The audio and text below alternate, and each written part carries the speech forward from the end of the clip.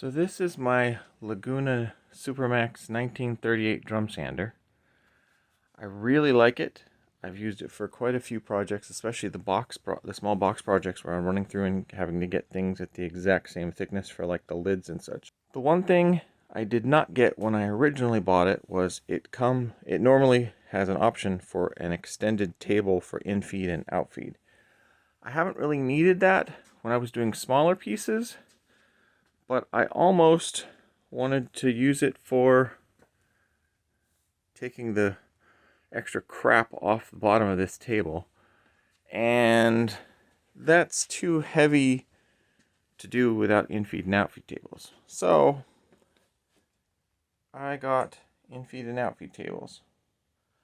So my next project is an infrastructure project, but I'm going to put the infeed and outfeed tables on the drum sander. So inside the box, you open it up and we've got the instructions, which don't look too bad. Install brackets, mount the table to the brackets, level them off, and then it raises and lowers.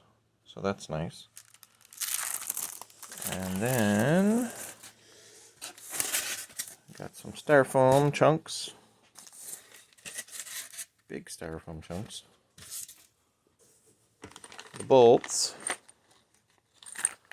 The pieces, well, these are the bolts that I'm guessing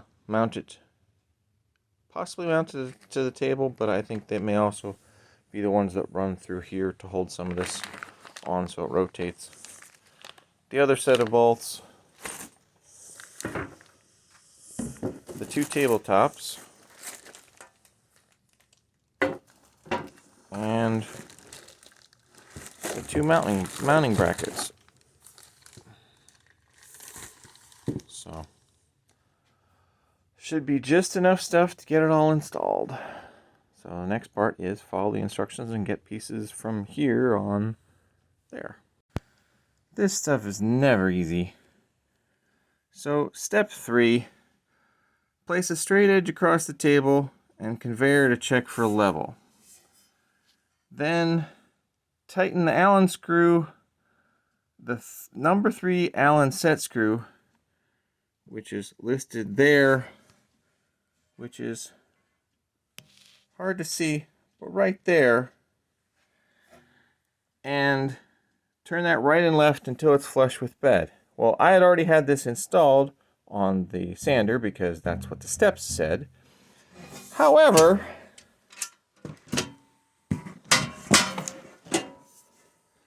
the set screw part you turn is on this side. So I suspect that, assuming the instructions are correct and you're supposed to use this to line this up correctly, that's in backwards. So I'm going to flip this around the other way, like take these out, put them in from the other side so that you can actually access it, because when this part is installed, this is right up against the frame. So there is no way to get an Allen wrench on here unless you take it off, do an adjustment, put it back on, change the set screw. That instruction would not...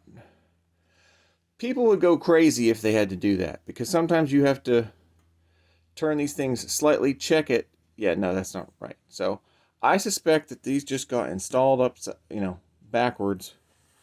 Again, assuming that this is, that's where it is. I mean, that is the set screw, because when this is attached, there's the frame of the sander, and that's the one that's circled, and they were good about, circling where to do the adjustment, so that's it.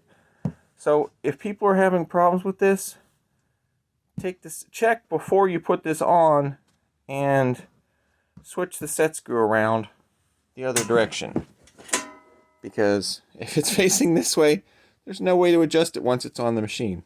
Yeah, that's even a more indicator that that one was installed wrong, because that was the opposite side. This side, when I came over to switch them around, this one, the Allen key goes right in the set screw. So it looks like one was installed correctly, one wasn't. So 50/50 is not bad. At least the set screws were there. Nothing was missing. This is a 3mm Allen wrench to do that set screw. And the larger one that you need to use is an 8mm for this bolt. So 3mm for the small one, 8mm for the larger one. But the good news is I only had to switch one set. Now to finish the steps of leveling, because the next step is to get this, because this is what it looks like when it's folded down.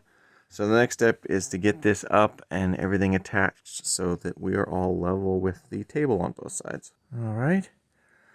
Luckily I had two 4-foot levels. So what I did was I put them in here and cranked the sander down so it's holding them in place. And then that should give me a good indicator of the level going across.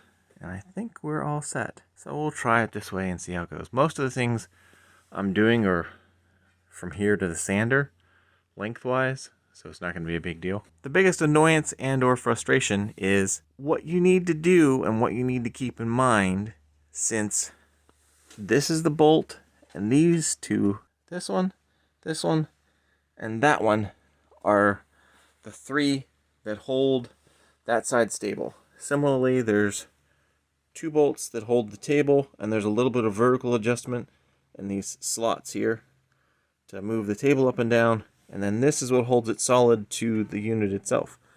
And because you're adjusting this small little 3mm set screw to angle the table and bring this up higher so that you can then level it off, and you want this to be tight, not loose, because if it's loose over time it'll wobble and move.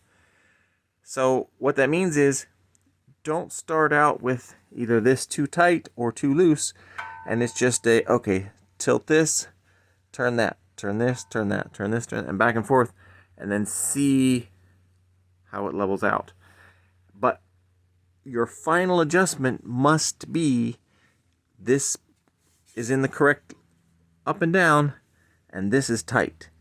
Because if this is cranked in too far, it will angle it too much when you tighten this, and then it'll be wrong. So this does not need adjusted very far, the set screw, just far enough to raise this, and then you can still tighten this and get this in a level position. I don't know if that makes sense, but the end result is, if you can still turn this screw when you're quote-unquote done, you're not done. You have to tighten it more. And if that's pushing this up too high, then you need to relax the set screw for it to come back down. Hopefully that makes sense. But in any case, this should... Where is this? There's the button. If you push the wrong piece, the button doesn't engage. So that's the down position. So now both of these are finished, which is nice.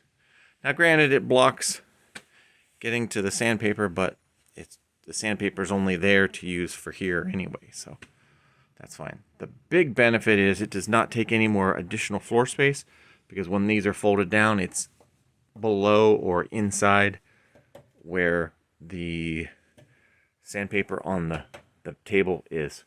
So it does not increase your overall floor space to have these installed properly, which I like, because I have minimal floor space, as people have probably seen in my other videos. But yay, this is done and it works.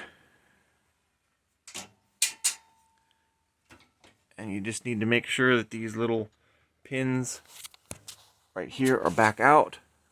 You lift up and then it's down, and if it's not out, the table is wobbly, but if you bring it up enough, the table will lock in place and it will be level like that. So yay, I'm happy about that.